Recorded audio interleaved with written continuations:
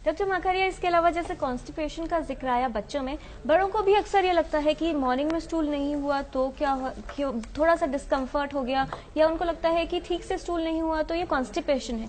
Constipation को किस तरह से आप समझाएंगे, और क्या एक दिन अगर स्टूल नहीं हो रहा है या लगता है व्यक्ति को कि ठीक नहीं हो रहा है, क्या वही कॉन्स्टिपेशन होगा? अगर हम देखें डेफिनेशन क्या है कॉन्स्टिपेशन की, अगर कोई व्यक्ति एक हफ्ते में अगर 3 स्टूल भी पास कर रहा है और 3 बार शौच जा रहा है, वो सफिशिएंट है। अगर 3 बार से ज़्यादा, 3 बार अगर हफ्ते में हो गया, वो परफेक्ट। लेकिन हमारे कल्चर में और हमारे ये सिखाया जाता है बचपन से ही कि बच्चे को रोज स्टूल पास करना चाहिए सुबह, और वो नहीं पास किया तो दिन खराब होगा, और वही आदमी को आदत लग जाती है वो, क्योंकि हमारा कल्चर उस तरह का है कि अगर हम देखें विदेशों में तो कभी भी वो जाते हैं वॉशरूम, कोई दिक्कत नहीं होती उनको, ऑफिस में चले गए, कहीं चले गए। वो बात हम यहाँ नहीं कर सकते बिकॉज वो हमारे पास उतनी सुविधा सबको नहीं मिलती है घर के अलावा, वो अलग चीज़ है। लेकिन हमारे कल्चर में सिखाया जाता है कि एक स्टूल तो आना ही चाहिए, 2 भी आने चाहिए, एक सुबह एक शाम आना चाहिए। आप देखेंगे भी अमूमन घर में कि लोग 2 बार जाते हैं टॉयलेट। बट एंड सबसे इम्पोर्टेंट चीज़ है कि जो स्टूल होता है वो एक वेस्ट प्रोडक्ट है। जब तक कि इसमें रेक्टम में जो होल प्रोसेस है डेफिकेशन का, वो कंप्लीट होने के लिए एक मात्रा में स्टूल होना जरूरी है रेक्टम में। जब तक उतनी मात्रा स्टूल की नहीं होगी रेक्टम के अंदर में, वो प्रोसेस शुरू नहीं होगा। चाहे हम कैसे भी इसको स्टिमुलेट करें, हम कुछ पानी पिएं और कुछ भी करें, हम उससे फर्क नहीं पड़ने वाला। स्टूल वॉल्यूम का होना अति आवश्यक है कि वो प्रोसेस शुरू हो, और वो कम से कम 200 ग्राम। ये आप एक नई बात बता रहे हैं, क्योंकि अमूमन लोगों को लगता है सुबह उठ के पानी पीने से पेट साफ होता है, लेकिन आप कह रहे हैं कि जब तक स्टूल की मात्रा जितनी होनी चाहिए अगर वो नहीं होगी तो पेट मतलब स्टूल पास नहीं होगा। एब्सोल्युटली। तो वो एक कॉन्सेप्ट की बात यहाँ पे है, एक समझ की बात है। अच्छा। कि अगर हम पूरी आंत, जैसे पिक्चर में दिखाया था, वो स्टूल पच करके रेक्टम में आ रहा है, रेक्टम में आके वो स्टूल स्टोर होता है, एंड जब भी इनफ क्वांटिटी में होता है तो एक प्रोसेस शुरू होता है, रेक्टम का कॉन्ट्रैक्शन शुरू होता है। जब कॉन्ट्रैक्शन शुरू होता है तो 2 स्फिंक्टर्स होते हैं, वो रिलैक्स करते हैं। एक आदमी टॉयलेट जाता है, एक अर्ज सी होती है, अर्ज मतलब इच्छा होती है स्टूल जाने की, अब जाते हैं, और एक अच्छा इवैक्यूएशन होता है, वो काम खत्म हो गया। लेकिन अगर हमारे दिमाग में ये बैठा हुआ है कि हमें जाना ही है और रेक्टम में इतना स्टूल नहीं है, उतना पावरफुल कॉन्ट्रैक्शन रेक्टम का नहीं होगा, चाहे हम कुछ भी करें वो हो ही नहीं सकता। आप कितने भी जोर लगाएंगे वो होगा ही नहीं, कुछ है ही नहीं वहां पे। और उससे भी इम्पोर्टेंट चीज ये बात है कि जितना जोर लगाएंगे उसका और उसकी हानियां होती हैं, उससे और समस्याएं होंगी, उससे और समस्या रेक्टल प्रोलैप्स होने के चांस होते हैं। सबसे इम्पोर्टेंट है कि अगर स्टूल 2 दिन में एक बार हो रहा है तो शायद वो ठीक है। मैं आपको एक ईमेल जरा पढ़कर सुनाता हूँ। गगन माथुर का ईमेल आया है, वो ये लिख रहे हैं कि मैं इस समस्या से, यानी बात हो रही है कब्ज की, कॉन्स्टिपेशन की, कई वर्षों से पीड़ित हूं। कुछ ऐसे कारण हैं जो मैं नहीं जानता, और हमेशा स्टूल पास करने में सुबह मुझे बड़ी दिक्कत होती है। इसकी वजह से मेरा पूरा दिन जाया हो जाता है, खराब हो जाता है, मुझे सिर में दर्द होता है, और गर्दन तक में मुझे जलन जैसी फीलिंग होती है, नाक बंद हो जाती है, छींकें आने लगती हैं, और तो और मैं रात को ठीक से सो नहीं पाता। ये मतलब बड़ी भारी समस्या है लोगों को। इसका मतलब डिफरेंटली जो क्वेश्चन एकदम बहुत इनका सही क्वेश्चन है। ये इस तरह के प्रॉब्लम काफ़ी कॉमन है, बट थोड़ी समझ की बात इसमें है। अगर थोड़ा सा अपना ध्यान वहाँ से हम लोग ये नहीं कहते कि सारे कॉन्स्टिपेशन फंक्शनल होते हैं, कुछ कॉन्स्टिपेशन ऐसे भी होते हैं जो कि सीरियस होते हैं, and we can not ignore them, no doubt about that. But mostly constipation is cultural practice. उससे थोड़ा दिमाग हटे तो बात बने, वो बात इसमें होगी।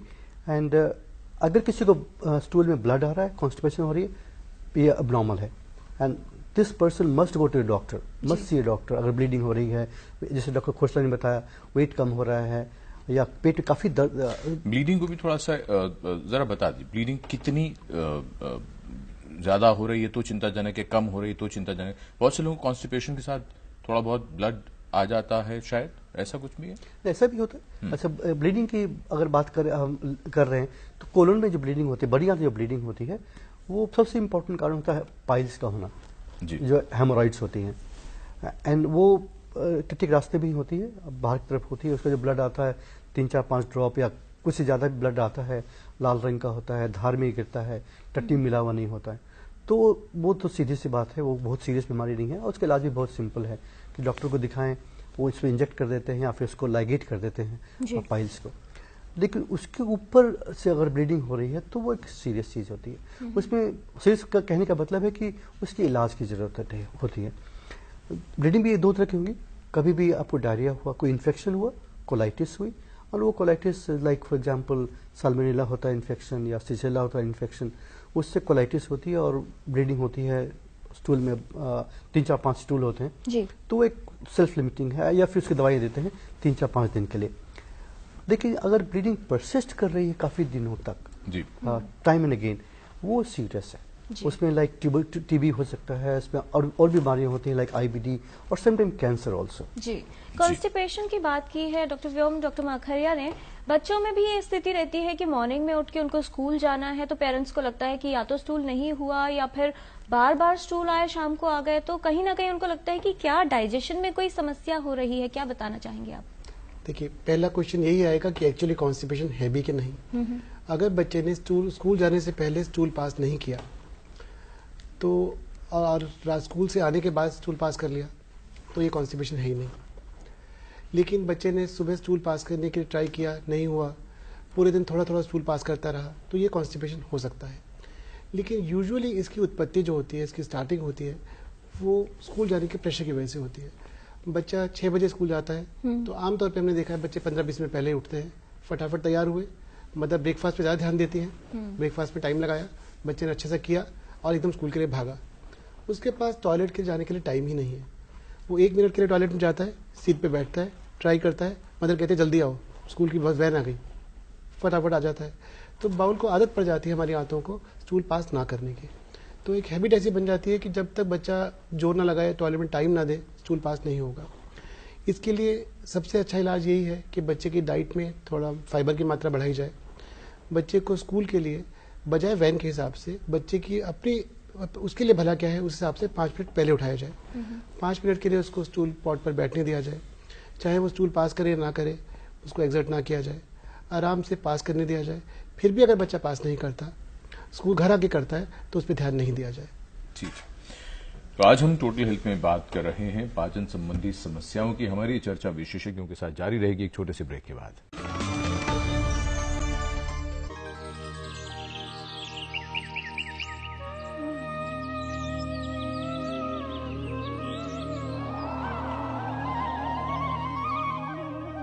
मैं तो सीधी सीधी बात करने वाला आदमी हूँ कि जिस जगह पे सत्य है वहाँ खुदा है, जिस जगह पे अहिंसा है वहाँ ईश्वर है।